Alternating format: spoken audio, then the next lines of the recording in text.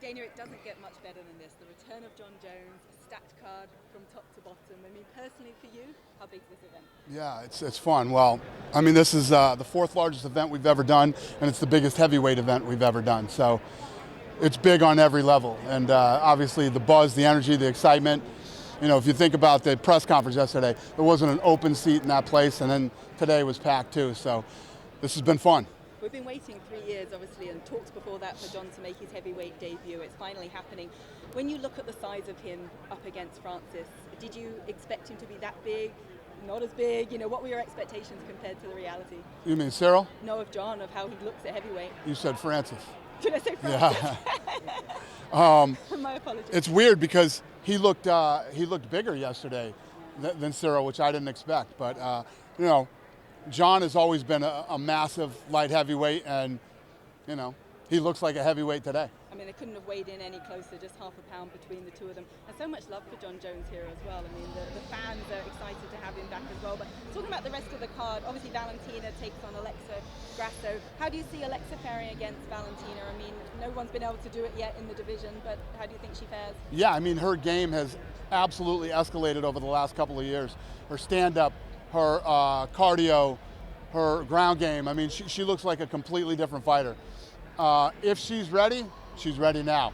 You know, you don't know if anybody's ready for Valentina, although she looked human in her last fight. So it's going to be interesting.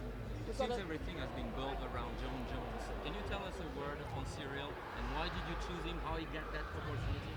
Yeah, well, he's the #1 guy in the world. You know, when Francis didn't take the fight with Jon, Cyryl's the #1 guy in the world, and that fight was razor thin between those two. So Jon is coming in and fighting the absolute best heavyweight. I mean, when you think about Francis was the underdog in the fight against Jon, and Ciryl started out as the favorite. So this fight is big for Jon Jones and for Ciryl. I mean, if Ciryl can beat Jon Jones, it's a big deal. What's the meaning of for the UFC if Ciryl ever finish Jon Jones, if he wins the fight? What's the meaning for us? I mean, listen, it's two of the best guys in the world. I mean, that, you know, when you talk about stuff like, well, what does this mean to this? What does this mean to that? All that matters is that the two best guys in the world are fighting, and whoever wins, wins. And then we line up the two next best. It's all about, the reason there's buzz and energy around this thing is obviously because, you know, Jon Jones is back. But fans love to see the best fight the best. It's what they love. The reason why I was asking that is because Francis was the world champion and the UFC champion. And if Ciryl is still win the championship tomorrow, no American still hasn't the heavyweight belt. So that means UFC might go global a little bit more. Well, I mean, yeah. I mean, every time you get a superstar or a world champion that comes from a certain part of the world, it absolutely ignites that part of the world. It's massive. Much like Weili did with China, like Conor did all throughout Europe and other places too. And Joanna Jędrzejczyk when she won. The list goes on and on. But yeah, I mean, the question I think you're asking me is, what would it mean to France? It would be a big deal in France, absolutely. And the next question would be when the UFC is back in Paris. Pretty soon if he wins. Yeah, I would have to imagine. Have a chance to be back in July, because I know you got in mind maybe July. Let's let Saturday happen first, and then we'll figure that out. Talking about if he wins, I mean, Stipe Miocic is here. We've been talking to him backstage. Stipe? Yeah, he feels like he'll be the next one. Will you have him ringside, cage side? Yeah. He's absolutely the next one. So whoever wins on Saturday night will face Stipe next. When you say this is the biggest heavyweight fight ever, what measure is that? Like a gate or? Yeah, gate, everything. Everything, gate, social, pay-per-view, every way you can measure it. And it's kind of unfair. It's like when you measure what something cost in 1987 compared to what it costs today. You know, it's obviously the sport is elevated and become bigger and bigger and bigger every year. But to date, this is the biggest one we've ever done. So you say the fourth biggest. So what's it behind? Behind Conor and Khabib? Yeah, I don't know what the other three are, but you'd have to imagine they're Conor McGregor fights. Yeah.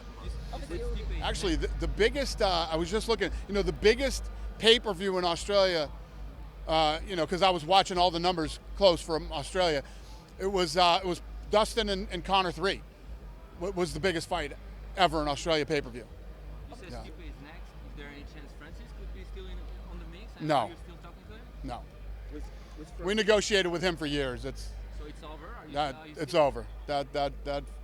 That's over. Yeah. That Me means saying Francis his will name never was come wishful back at thinking. the UFC.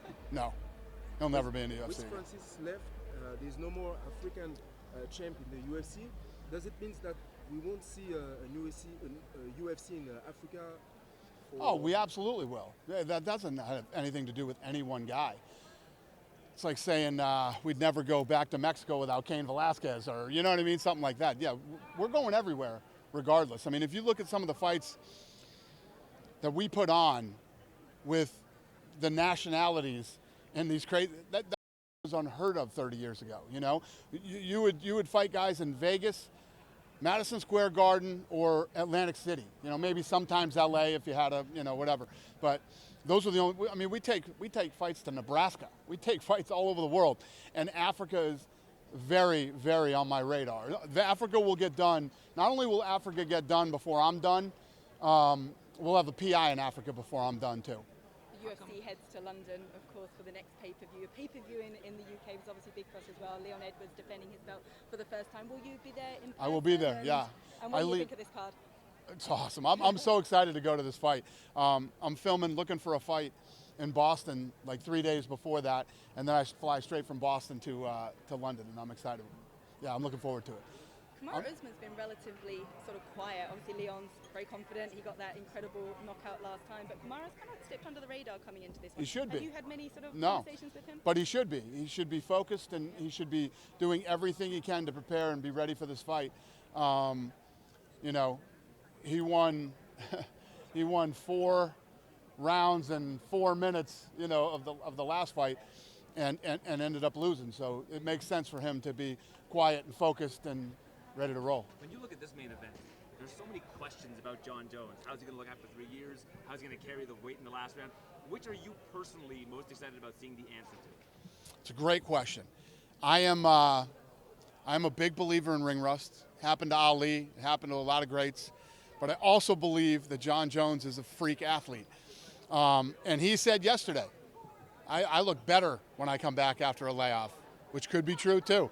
Like you said, all these things, moving up to heavyweight. Ciryl Gane is a monster who moves like a middleweight, and the list goes on and on. When you put all these things together in the pot and stir it up, it's what makes this the biggest heavyweight fight we've ever done, and why people are so interested to see it. Do you see the winner be the number 1 pound for pound fighter? I don't know. I mean, when you really think about what pound for pound means, you know, guys like Volkanovski make sense when he moves up a weight class and stuff like that.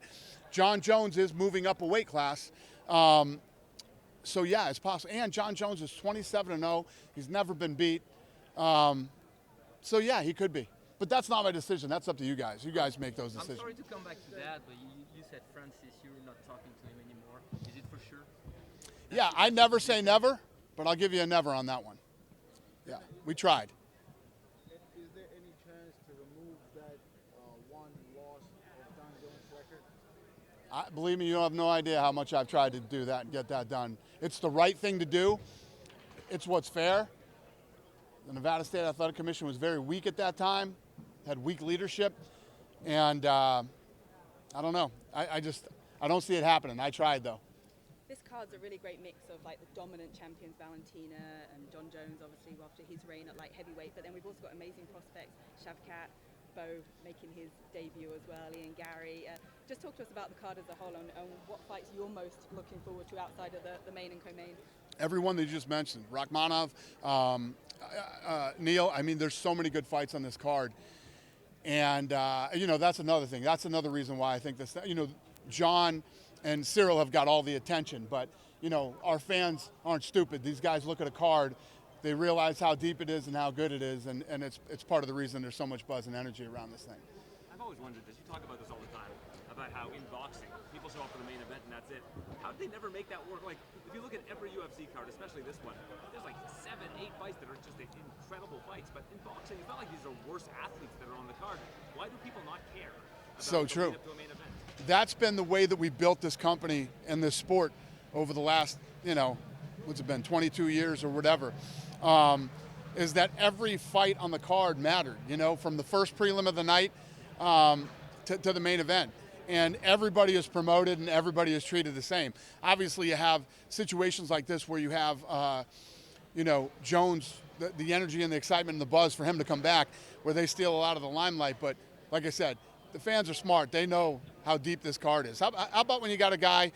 When's the last time in boxing you saw a guy like Bo Nickel come in 3-0, really hasn't fought anybody, going to fight somebody with 21 fights who's a legit guy, and people are actually excited about it.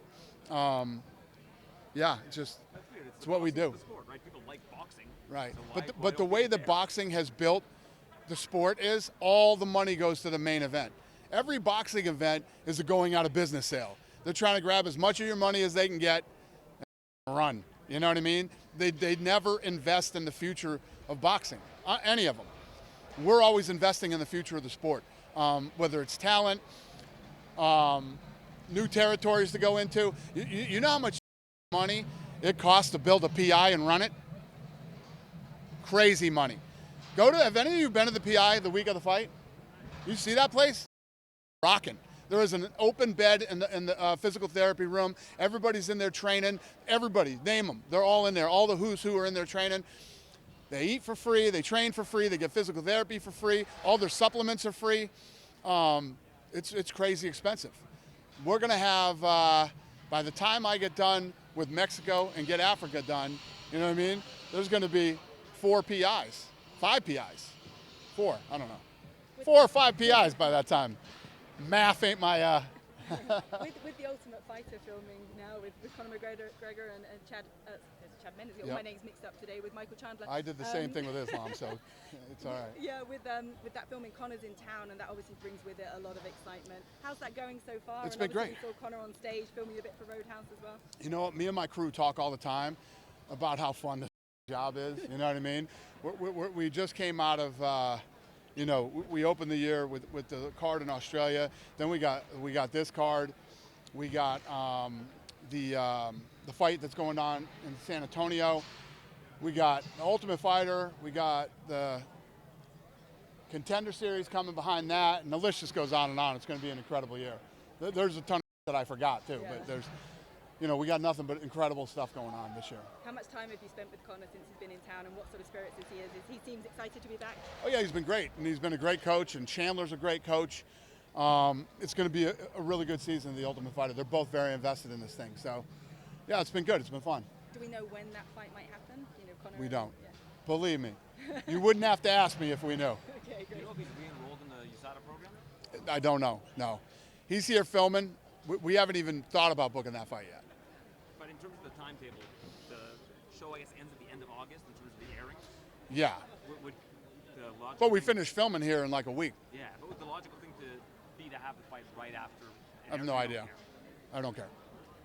Don't care and don't know yet. When we figure it out, we'll let you know. Is it important for you to have Conor back in the organization? Yeah, I mean, it's not that he was never ever gone. He just, when you get to a level where you start to make as much money as some of these guys make. Jon Jones has been gone for 3 years, There's a lot of talk about money, a lot of talk about money. I tell you what, I couldn't disappear for 3 years.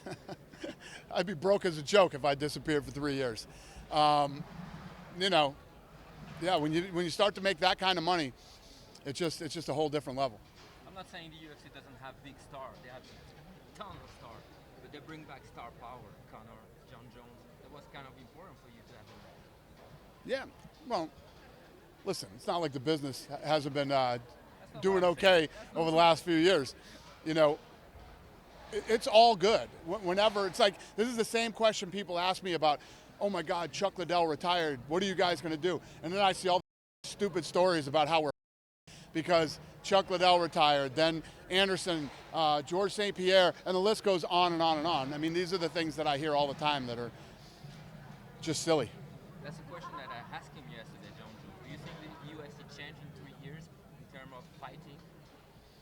Do I think that UFC has changed in the last 3 years in terms of fighting? Oh yeah, I mean the UFC changes every year. I mean every year we try to evolve and get better and get bigger and go to new places. And you heard John talking about the production. I mean, we take the production level up every time it's possible to do. If there's any new technology out there to try, we try it. That's what we do. Every year we're like, how the We beat last year, and then we beat last year. I was more thinking about fighting level. Do you think the fighters evolve? 100. Rogan and I just had this conversation a week ago. 100%. These guys just keep getting better and better and better. Yeah. Do you think he's going to be surprised by the level, by the quality Ciryl can bring, and the other guys also? I continue to be surprised every single year. I mean, it's just, it's fascinating. Yeah. Last question. Is it was a part of the plan that the corner is going to step out on official weigh-in tonight? I couldn't hear what you said, sir. Sorry, can you say it again? Connor Is it coming was set up with the Conor that he's going to step out on official Oh, so Conor is in that movie. It's a movie called Roadhouse. Conor is in the movie. So Conor is here as part of the movie, but he was here to get the crowd fired up so they could get a real type, make that thing feel like a real weigh-in. Yeah, that's what that was all about. Yeah, but he took all the reaction on him. So he kind of lost that main event. Well, what we needed was fans to stay so that they all wouldn't funnel out after the Jon Jones weigh-in and we could get sort of a real feel. We were supposed to do it before, and it was taking too long, so I was like, that's it, we'll do it after. The crowd reaction brought me back to UFC 229. Let me tell you what, brother. When we get this fight done that we were just talking about, and when those two come out, that fight's going to be massive. I mean, because like I was just talking about the fans, and the fans are smart and they know, the fight between Chandler and Conor McGregor is going to be absolute violence. I mean, it's such a good fight. It's the fight to make right now. Chandler himself, very matchable to Conor in the way of talking, acting, very good match. I agree with you. That's it. Done with me? Thank you. Thank you. Have a good weekend, you guys. Thank you for watching ESPN on YouTube. For live streaming sports and premium content, subscribe to ESPN+.